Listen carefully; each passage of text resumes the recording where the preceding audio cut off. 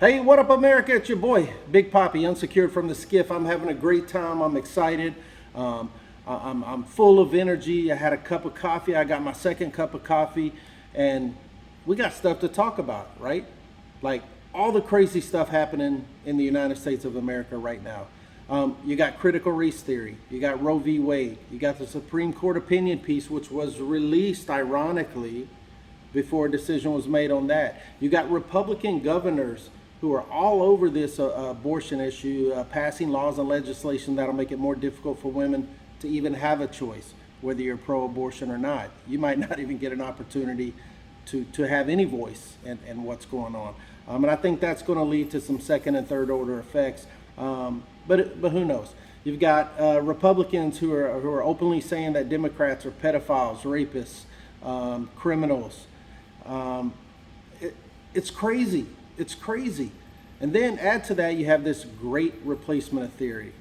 I've been watching Tucker Carlson, Sean Hannity, Laura Ingraham, OANN news sources, CNN, MSNBC, CBS, AP, and trying to get my hands around this great replacement theory. This idea by Republicans, kind of like the others, that America is on this journey to color up the states so that Republicans don't have an agenda at the ballot box, while openly opposing or not acknowledging the gerrymandering that's occurring in many states, and communities of color are being marginalized in Republican-led states when it comes to voting. And those are factual. Those are factual. And even here in Florida, those things are going through the appeal process. One judge says it's can't do it. Next judge appeals what that judge said, who appeals the next one, and so on. But this great replacement theory caused me to think a lot of stuff. Like I said, Immigration Act of 1965, LBJ, tried to whiten up America, tried to make voting very difficult for men and women of color. And as we've progressively grown, I think at times we've gotten better with Voting Rights Act and things of that nature to make this process easier. And to make it more equitable and to make it fair for everybody that gets an opportunity to vote. What I think's funny with America now is we're kind of digressing and we're actually going backwards. And lessons unlearned are doomed to be repeated. But if you look at immigration, I pulled a lot of articles all over the web that have to do with, are we a nation of immigrants or are we not? And it's interesting that you'll find just as many that say we are not a nation of immigrants versus the fact that we are. And based on my history and understanding, the only people that were here before us were the Indians, right? And then I read this article 25,000 years ago, the Bering Strait, which connected Russia to Alaska, allowed for the movement back and forth between a people. Didn't really define who that people is, but a people. And there's still these great debates of why they came. Was it for food? Was it for warmer weather? Kind of like when people come to Florida from the north for warmer weather. Entirely what it was for. And as that kind of went away and the strait went away through maybe global warming, or I don't know what happened 25,000 years ago. I didn't get that deep into it. But the fact that Republicans are making a statement against what they once did with the Immigration Act of 65 is almost dumbfounding to me a little bit. It's confusing. Why would they want to go that route? Now, I'll give you Big Poppy's opinion as it relates to immigration. I believe my ancestors immigrated here. I believe every nationality at some sort in time immigrated here. With the exception of African Americans who came here because they were brought here. They really didn't play into, at least in the research that I did, the immigration game, or they didn't play into those immigration numbers. So you have Italians, Irish. America in the 1800s was hugely, very largely German descent, German background. And so you had these areas that were well-developed German neighborhoods that people of America who considered themselves Americans tried to actually shut down, close, piece off, parse off, and get rid of through these different pieces of legislation and these different acts that are out there. There's many more to name. I looked at 37 maps that explain how America is a nation of immigrants. I looked at articles that totally contradicted that when it comes to immigration. And this, you had America is not and never was a nation of immigrants, written in 2020 by B. Duncan Munch. And so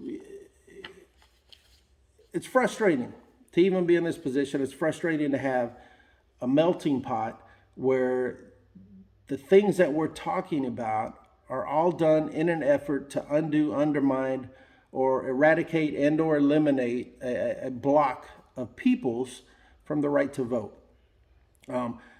So personally, I do not agree with this great replacement theory, number one. Number two, I think we all have a right to be a part of this process.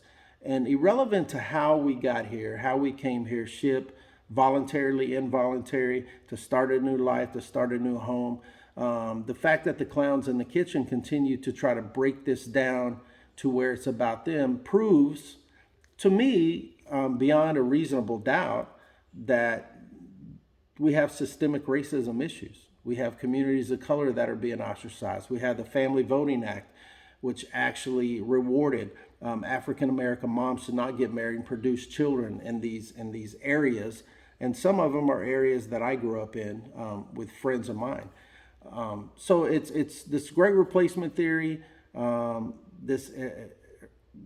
these walls that are being built up around voting areas, which we'll probably get to at some point in time as we roll into the midterms for 22, makes everything that I'm talking about and everything that's going on very interesting. So for me, great replacement theory doesn't exist. It's not true. Critical race theory was started back in the 70s as a law discussion. So I'm not sure how Governor DeSantis takes out math books because of critical race theory, when 1 + 1, I'm not sure how that equates to critical race theory. Voting, Roe v. Wade, so many things going on and so many things that we need to work on as a nation. This great replacement theory, when you listen to a clown like Tucker Carlson or even Sean Hannity, I'm just dumbfounded at some of the things they say and some of the things that they do with all of the things that are going on in our world, to include the shooting that occurred up in Buffalo and Milwaukee. So we've got to get better. We've got to do better. I'll continue to try to be better. But this great replacement theory, I think, is something we need to have more conversations about, and we need to be more excited about ending rhetoric and nonsense that doesn't help us in the future. All right. So, hey, it's been good. Sorry this was late. I had a lot going on. Spent some time with Mama on Friday. We had some horrendous weather where I live. So when it's dark, I kind of just stay in my place and lounge. But let me say what's up to my boy DJ XL, A to Z Mobile Music Productions down in Dallas, Fort Worth. If you're looking for somebody to handle your weddings, your corporate events, your personal get-togethers, whatever. Him and his girl doing a great job. So I love you. Keep doing what you're doing. To my beautiful daughters, Tori's Delicacies, Chocolate Delicacies, Tori's Chocolate Delights. My oldest, Victoria, Dallas, Fort Worth area. If you're looking to some catering with some sweets and stuff, she's doing some incredible stuff. Vanessa, running a kennel like a boss, if that's possible. But either way, she's doing great things. I'm so proud of everybody in my life and all the stuff that they're doing. And I couldn't be more honored than to have the blessings and live the life that I live. And to be here and just shoot the shit with you guys and talk about some things that are happening in the world. Maybe to open your eyes to it. Maybe to get you to think about it. Either way, it's all good. And let me tell you one last thing. If you happen to come through Niceville, Florida, John Sims Parkway, Hurricane Grill and Wings, you want to find some of the best wings in town. They're at Hurricanes.